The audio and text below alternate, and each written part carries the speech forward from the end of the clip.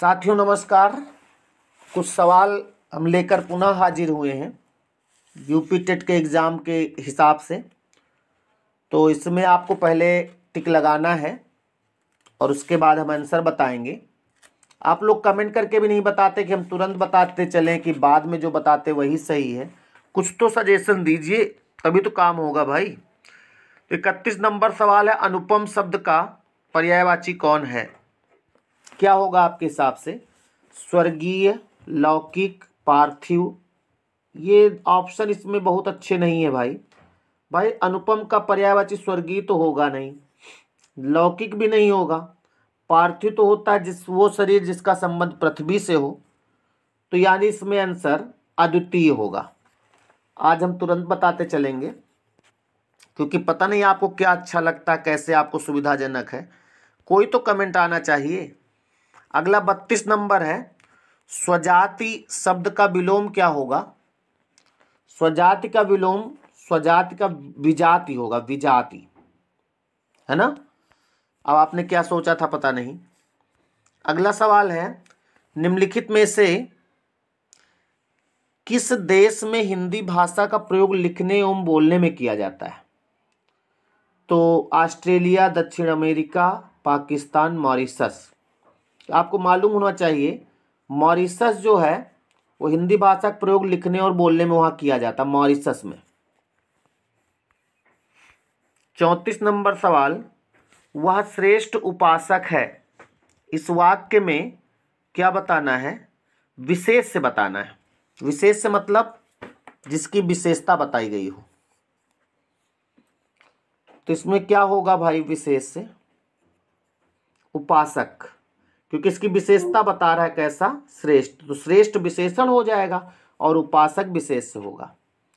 35 number भी दिख रहा सवाल, इनमें से कौन सा तद्भव है आपको बताना है, यानी बिगड़ा हुआ।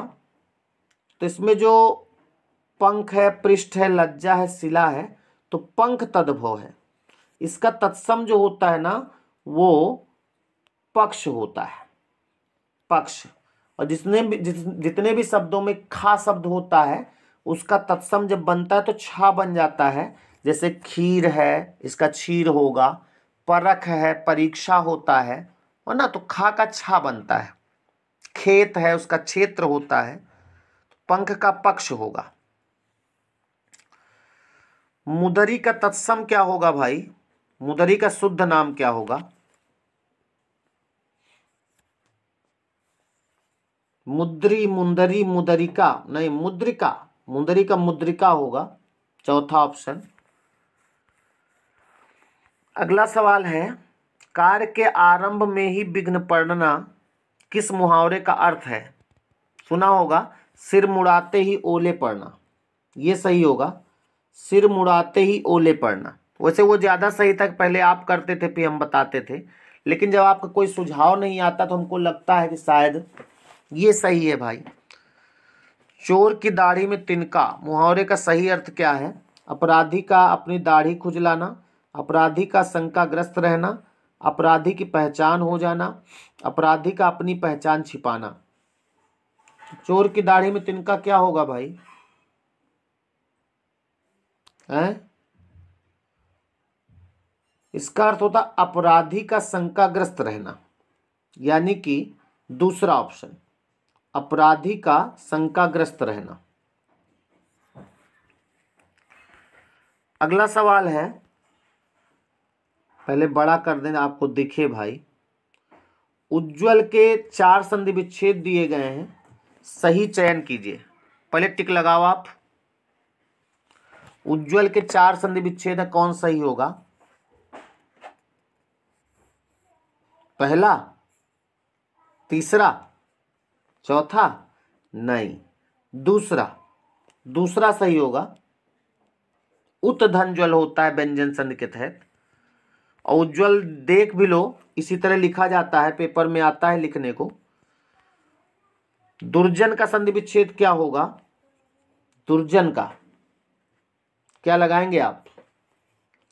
दुधन जन, विसर्ग संधि, दुधन जन होगा दुर्जन का।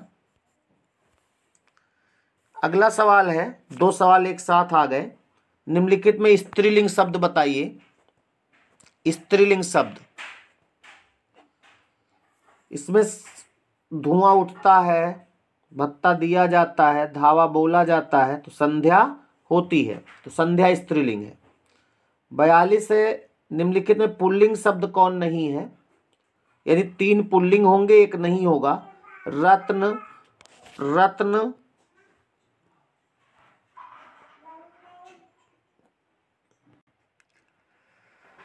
तो 42 में निम्नलिखित में पुल्लिंग शब्द कौन नहीं है? यानी इसमें भी स्त्रीलिंग ही बताना है।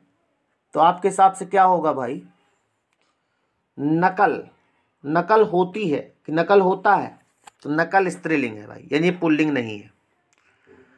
अगला है छात्रों के उच्चारण संबंधी अशुद्धियों के निराकरण के लिए क्या किया जाना चाहिए? यानी अगर कोई छात्र उच्चारण नहीं कर पा रहा सही, जैसे हम अभी छात्र नहीं बोल पा रहे थे, तो क्या करना चाहिए? स्वर एवं व्यंजनों के उच्चारण भेद को समझाया जाए। शिक्षक का स्वयं का उच्चारण शुद्ध होना चाहिए, ये तो सही है भाई। मौखिक रचना शिक्षण पर बल देना चाहिए। पहला, शिक्षा स्वर एवं व्यंजनों के उच्चारण भेद को समझाया जाए। उपरोक्त सभी, क्या होगा आपके हिसाब से?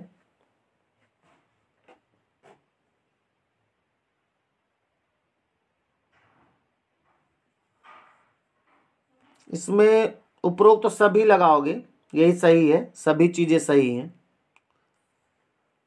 44, लेखन कौशल के विकास में निम्नलिखित में से किस बात का ध्यान देना चाहिए? कलम पकड़ने की विधि ठीक हो, छात्रों को बैठने का ढंग उपयुक्त हो, अक्षर सुडौल हो। इसमें भी ज्यादा दिमाग नहीं लगाना है, सभी होगा। अगला है बालकों, चूंकि टेट का पेपर है ना ये, इसलिए इसमें शिक्षण अभिरुचि के कुछ आते हैं सवाल, तो वही सवाल है। जो लोग टेट का एग्जाम नहीं दिए वो इनको नहीं पढ़ेंगे, क्योंकि उसमें सवाल नहीं आएंगे हिंदी में। बालकों में लेखन कला विकसित करने के उद्देश्य में कराया जाना चाहिए। लिखने का खूब अभ्यास, सुलेख प्रतियोगिता, 1 और 2 दोनों। तो हमको लगता है सभी लोग यही लगाएंगे, 1 और 2 दोनों, यही आंसर सही है। 46 है, ऊधो मन न भये 10-20। ऊधो मन न भये 10-20, एक हुतो सो गयो श्याम संग, को अवराधे ईस। ऊधो मन न भये 10-20, ये रचयिता, ये किसकी है पंक्ति भाई? सूरदास की है। सूरदास के सगुण भक्त के उपचायक हैं ये, तो सूरदास की पंक्तियां हैं। अगला है, पर न हिम्मत हार, प्रज्वलित है प्राण में अब भी व्यथा का दीप। इसके रचयिता कौन है?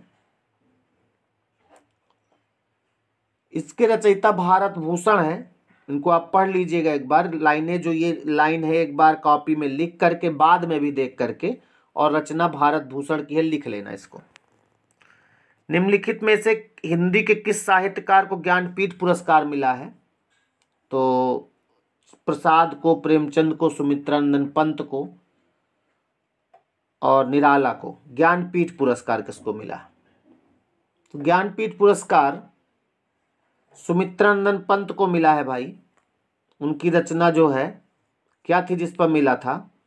चिदंबरा, चिदंबरा पे उनको मिला था। और ये पुरस्कार जो है ज्ञानपीठ पुरस्कार, इनको 1968 में दिया गया था, 1968। 49 नंबर सवाल देखते हैं। तार सप्तक के संपादक कौन थे? तार सप्तक, तार सप्तक के संपादक कौन थे भाई? प्रतिनिधि कवि थे इसके, अज्ञेय हैं, अज्ञेय हैं, सच्चिदानंद हीरानंद वात्स्यायन। बिहारी रत्नाकर के रचनाकार कौन है? बिहारी रत्नाकर के रचयिता कौन है? तो बिहारी रत्नाकर के रचयिता जगन्नाथ दास रत्नाकर हैं, जगन्नाथ दास रत्नाकर। बिहारी सतसई का टीका प्रस्तुत किया है इन्होंने, तो यही जगन्नाथ दास रत्नाकर। ऊधो मोहि ब्रज बिसरत नाही, हंस सुता की सुंदर कगरी, और द्रुमन की छाई। इन पंक्तियों में कौन सा रस है आपको बताना है। श्रृंगार रस है इसमें। ऊधव मोहि ब्रज बिसरत नाही, तो ये श्रृंगार रस है, इसमें ब्रज की बात करेगा श्रृंगार रस होगा। काल का अर्थ क्या होता है? काल का अर्थ आप जानते हो समय होता है, समय। 53 है, अब दिखेगा, किसी कार्य में दूसरों के आगे बढ़ने की इच्छा, अर्थ देने वाला एक शब्द क्या होगा? किसी कार्य में दूसरों से आगे बढ़ने की इच्छा प्रतिस्पर्धा कहलाती है, प्रतिस्पर्धा।